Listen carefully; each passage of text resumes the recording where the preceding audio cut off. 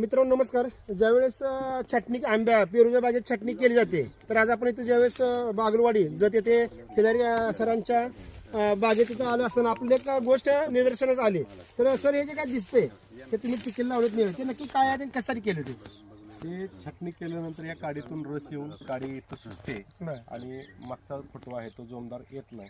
म्हणून आम्ही इथं फेविकॉल 800 ग्रॅम फेविकॉल मध्ये 50 ग्रॅम ब्ल्यू कॉपर टाकून त्याचं मिश्रण इथं छाटल्यानंतर 1 तासाच्या आत इथं लावलं.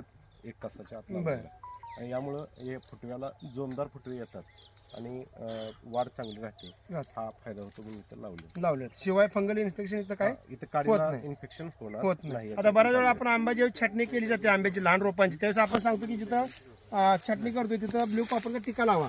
पण तो टिका लावत असता जर तुम्ही तो टिका फेविकॉल मध्ये जर मिक्स करून लावला, तर आता हे तुम्ही मगाशी सरांनी सांगितले की डिसेंबर मध्ये लावले,